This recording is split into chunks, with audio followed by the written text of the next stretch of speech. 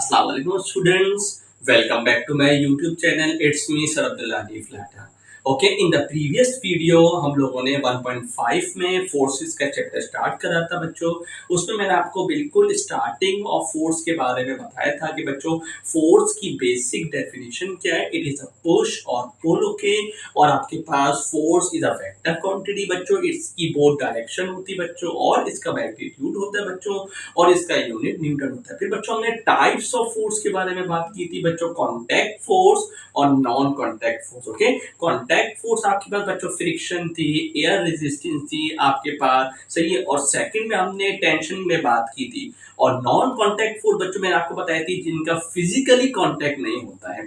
Like आपके पास gravitational field है बच्चों, आपके पास इलेक्ट्रोस्टैटिक फोर्स है, और आपके पास मैग्नेटिक फोर्स है। सही बच्चों, ये जब आपको मैंने रिकैप दिया प्रीवियस वीडियो का, अगर आपने पूरी देखनी वीडियो तो definitely you will learn a lot. Now बच्चों अब थोड़ी डेप्थ में जाते हैं, जैसे मैंने आपसे प्रॉमिस करा था। नाउ सबसे पहले याद रखो बच्चों, balanced force. Balance force word से पहले याद, एक एक चीज बच्चों आपने क्लियरली समझनी है। इस चैनल में बच्चों आपको ईच एंड डिटेल कॉन्सेप्ट मिलेगा regarding physics, IGCSE and O level, okay, and Pearson as well. Now if the resulting force acting on an object is, बच्चों सबसे पहले लफ्ज याद रखो, रिजल्टिंग फोर्स क्या होती है। रिजल्टिंग फोर्स का लफ्ज होता है बच्चों, याद रखो, combined force. Okay, combined force. Combined force से मुराद क्या है बच्चों, इसकी भी हम डिटेल में बात करेंगे कि सर जितनी भी हॉरिजॉन्टल फोर्सेस है, जितनी भी वर्टिकल फोर्सेस है, क्या वो बैलेंस है या नहीं है। जैसे आपके पास एक ऑब्जेक्ट है बच्चों, उस पे एक यहां से फोर्स लग रही 4 न्यूटन की, एक यहां से लग रही फोर्स 4 न्यूटन की। क्या ये बच्चों रिजल्टेंट हॉरिजॉन्टली, यानी इधर से 4 इधर से 4 दोनों बैलेंस्ड है बच्चों, शाबाश, इसको बोले हॉरिजॉन्टली बैलेंस्ड है।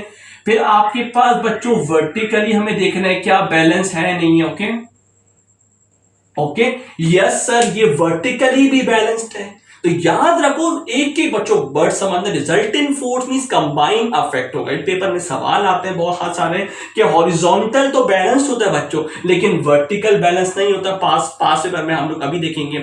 सिमिलरली वर्टिकल बैलेंस होगा एरोप्लेन के सवाल में, तो हॉरिजॉन्टल आपका होगा। ओके, तो now we say that forces acting on the object are balanced। बच्चों याद रखो, अगर ये दोनों आपस में बराबर हैं तो हम बोल सकते हैं कि 4 - 4 इज इक्वल टू 0। इसका मतलब क्या, बैलेंस्ड है, ये अपने आप को cancel out, they can cancel out each other. Okay बच्चों, अब ये एक एग्जांपल है, अ बुक एट रेस्ट। बच्चों अब रेस्ट से मुराद अब आपने पढ़ा हुआ है कि एक ऑब्जेक्ट स्टेशनरी होता है। ओके, रियल एग्जांपल देखने के how many forces are acting. बच्चों याद रखो, रिजल्टेंट में मींस होता है कंबाइंड अफेयर, कोई एक फोर्स की बात होगी। If you are solving many questions, okay, एक फोर्स की बात होगी बच्चों, ये याद रखना। नाउ सी, ये बच्चों एक टेबल है और ये बच्चों आपके पास बुक है।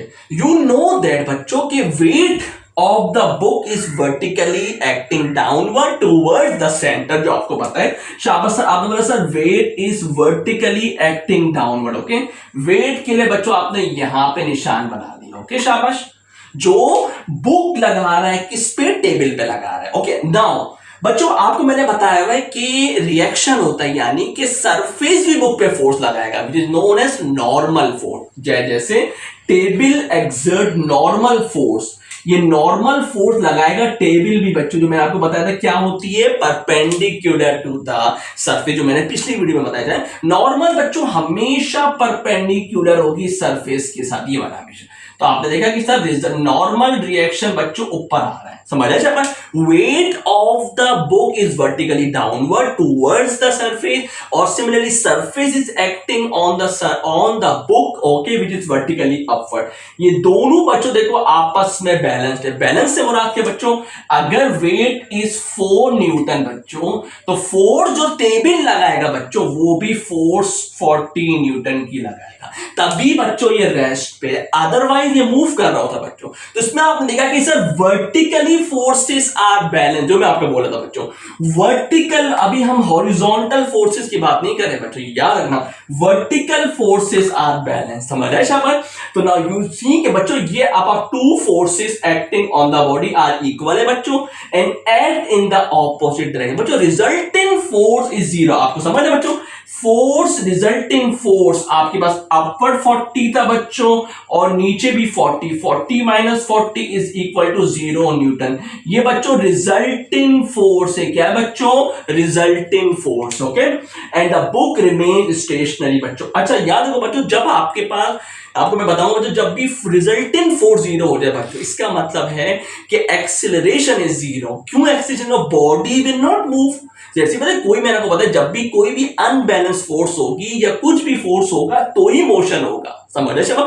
आपने बटन जब तक नहीं दबाओगे कार का, जब तक कार का विंडो नहीं नीचे आएगा, ओके, तो यहां पे फोर्सेस बराबर होंगे, समझ आए। अगर मैं कंक्लूड करूं बच्चों तो क्या समझ आए इसमें कि sir when resulting forces are balanced it means that body will be at rest. Similarly बच्चों एक और एग्जाम्पल देखो, एक तो समझ आ गया, एक और एग्जाम्पल से थोड़ा प्रोफाउंड थिंकिंग करनी है। Book moving at constant velocity बच्चों, आपको पता है कांस्टेंट वेलोसिटी है तो what does it mean, force F बच्चों, यही बुक थी आपके पास, अब मैंने बुक को फोर्स लगाई, कैपिटल एफ मतलब I can apply the force, okay, and on the book and it moves in a straight line across a rough surface बच्चों। ये आपको पता है स्मॉल f, मैंने आपको बताया कि it is a friction force, मैंने बोला था हर चीज में अप्लाई होगा, you are going to see friction force is acting vertically backward, देखो बच्चों बैकवर्ड है और फोर्स फॉरवर्ड एक्ट कर रहे हैं, friction is vertically in this way. से आपके पास फोर्स बच्चों इस डायरेक्शन में है, you know that friction will be in the opposite direction, tends to stop the object or slow down the object, okay। अब बुक यहां से बच्चों यहां तक आ गई, इसमें भी बच्चों अगर आप गौर से देखो two forces are acting on the book are equal है but act in the opposite direction बच्चों। Thus, the resulting force is zero. The book continues moving at a constant velocity. बच्चों याद रखो, इसमें आपके पास ऑब्जेक्ट मूव कॉन्स्टेंटली आगे जाता रहेगा, ये बात याद रखना बच्चों, कॉन्स्टेंटली मूव करता है 20, 40, 60, 80 की रफ्तार से बुक आगे जाती रहेगी, ओके, क्योंकि फोर्स इज बैलेंस्ड है बच्चों, या तो एक में रेस्ट होगा एक में कांस्टेंट मूव करता रहेगा। अब आप देखो बच्चों ये बुक एट रेस्ट ही बच्चों, ये था कांस्टेंट वेलोसिटी का मतलब क्या बच्चों, एक और डेप्थ समझो, moving with same speed in a specified direction, moving with same speed बच्चों, सेम स्पीड से वो चलता रहेगा, समझ रहे शाबाश। तो बच्चों ये आपके पास बैलेंस फोर्स एग्जांपल है बच्चों। अब एक सवाल आपसे पूछता हूं, let's see you are going to answer this question और not. Does this mean there are no forces acting on an object when its acceleration zero? बच्चों क्या जरूरी है कि एक्सेलरेशन अगर जीरो है तो कोई फोर्स ही अप्लाई नहीं हो रही, क्या लिखा हुआ no forces acting on it. ये जरा आप जरा सोचो, then I will tell you the answer. तो आई होप आप लोगों ने आंसर निकाल लिया होगा। नाउ लेट्स सी किसका आंसर ठीक है, okay. Now zero acceleration implies that object can be stationary. बच्चों अभी आपने देखा जीरो एक्सेलरेशन में ऑब्जेक्ट स्टेशनरी यानी रेस्ट पे भी हो सकता है और moving at a constant velocity मतलब सेम डायरेक्शन में भी जा सकता है, ओके। However, लेकिन बच्चों even though acceleration is zero, भले बच्चों एक्सेलरेशन आपकी जीरो हो जाए लेकिन it does not mean there are no forces acting on it. बच्चों ये जरूरी नहीं है कि अगर एक्टिव एक्सेलरेशन अगर आपकी जीरो हो जाए तो इट डज नॉट मीन कि all forces are no forces acting on it, कोई फोर्स नहीं बच्चों एक्ट कर रही। दूसरा, it means that resulting of these forces is zero. इसका यह मतलब हो सकता है सबका sum resultant of all force यानी F1 F2 प्लस F3 का सम भी बच्चों जीरो हो सकता है, ओके। तो there are many reasons to get zero acceleration, okay. Moving forward बच्चों, न्यूटन्स लॉ ऑफ मोशन, बच्चों याद रखो न्यूटन्स के लॉ वहां अप्लाई होंगे when we are dealing with a uniform motion. बच्चों वेरिएबल मोशन के लिए हम इनके लॉज अप्लाई नहीं कर सकते, बट याद रखना। Okay, but in our syllabus we need to cover this Newton's law of motion. Now बच्चों 1642 से 1727 में न्यूटन्स ने लॉ परफॉर्म करे बच्चों। Now let's see, it stated every object will continue it's state of rest. बच्चों अगर कोई object rest में है तो वो रेस्ट पे रहेगा। लेट्स सपोज आप लोग यहाँ चेयर पे बैठे हो सब बच्चों, तो you will remain at rest बच्चों। और यूनिफॉर्म मोशन में अगर कोई यहाँ पे एसी चल रहा है बच्चों, वो मोशन में है, कंटिन्यूअस मोशन में है, तो वो कंटिन्यूअस मोशन में रहेगा बच्चों। क्यों? In a straight line unless a resultant force है। बच्चों याद रखो, कोई भी रिजल्टेंट फोर्स जब तक अप्लाई नहीं होगी, जब तक वो अपनी स्टेट चेंज नहीं करेगा। बच्चों ये बात याद रखना। एक बच्चों आपने लेट्स सपोज बॉल आपने ऊपर से नीचे फेंकी, तो बच्चों वो कैरी ऑन मोशन में चलती रहेगी और स्टॉप नहीं होगी। अगर कोई ऑब्जेक्ट बच्चों लेट्स सपोज आपके सामने कोई भी ऑब्जेक्ट है, वो रेस्ट पे, ये मार्कर आपके सामने रेस्ट पे, will continue remain at rest. Okay, it is also called बच्चों लॉ ऑफ इनर्शिया। ये लॉ ऑफ इनर्शिया भी बच्चों को बोला जाता है, जो मैं आपको डीपली एक्सप्लेन करूंगा इनर्शिया होता क्या है इन दिस चैप्टर में। ओके बच्चों, नेट फोर्स मतलब जीरो, यानी F1 F2 है बच्चों। अब याद रखो, अगर सब के सब नेट फोर्स जीरो हो जाएगी बच्चों, तो या आपके पास नेट एक्सेलरेशन ही बच्चों जीरो हो जाए, यानी हॉरिजॉन्टल फोर्सेस बैलेंस हो जाए बच्चों, वर्टिकल फोर्सेस बैलेंस हो जाए बच्चों। याद रखना, state will not be change बच्चों। अगर जो स्टेट चेंज नहीं होती, इसमें याद रखो, यानी न्यूटन से बच्चों में इस लॉ से दो चीजें सिखाई है, ये बात याद रखो। हर लॉ से कुछ सीखने को बच्चों मिला है। इस लॉ ने हमें ये समझाया बच्चों, याद रखो, इससे पहले के जो साइंटिस्ट थे वो कॉन्सेप्ट रखते थे कि बॉडी मोशन में ही रहेगी हमेशा। ओके, ये तो मोशन से बाहर ही नहीं आएगी, लेकिन इधर बताया है, रीजन बताया है कि फोर्स की वजह से मोशन की में आएगी या फोर्स की वजह से रेस्ट में आएगी बच्चों। ये बात याद रखना। ओके, नाउ रेस्ट में बच्चों तो रेस्ट में रहेगा, मोशन में तो बच्चों मोशन कौन सा? कांस्टेंट वेलोसिटी वाला मोशन, जो बच्चों यूनिफॉर्म मोशन में जिसमें स्पीड कांस्टेंट रहेगी और डायरेक्शन भी सेम रहेगी, यानी डायरेक्शन बच्चों चेंज हो जाए। ओके, नाउ बच्चों ये जो स्टेट होती है बच्चों, इसको बोलते हैं इक्विलिब्रियम स्टेट बोलते हैं, जहां पे सब की सम फोर्सेस का बच्चों सम इक्वल टू जीरो है। ये जिस स्टेट से जा रहा है बच्चों, उस स्टेट से कंटिन्यू रहेगा। समझ आया? शाबाश। ओके बच्चों, अब याद रखो कि न्यूटन फर्स्ट लॉ को लॉ ऑफ इनर्शिया क्यों बोला जाता है, क्योंकि बाज दफा था examiner ask you define first law of inertia या लॉ ऑफ इनर्शिया। ओके, तो you are familiar with this word inertia.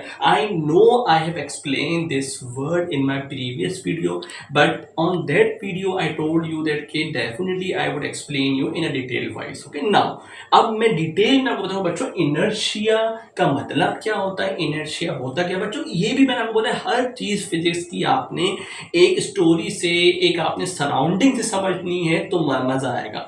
Inertia बच्चों internal property of a mass है, बात याद रखो। Internal property of a matter है, जितना मैटर होगा उतना ही इनर्शिया होगा। देखो, imagine you are on a safari in Africa, okay, and when a big elephant suddenly comes charging at you. आप आराम से सफारी पार्क में जा रहे हो बच्चों, अचानक से एक एलिफेंट आ रहा है बच्चों, who is going to attack you. To escape the elephant should you run in a straight line. बच्चों आप बताओ, अगर कोई एलिफेंट या कोई ऑब्जेक्ट आपकी तरफ आ रहा है तो will you run in a straight line और you will choose a zigzag path? It depends on you. तो now you are going to see that कि बच्चों इनर्शिया क्या होता है। Inertia of an object refers to the reluctance of an object to change its state from rest or motion due to its mass।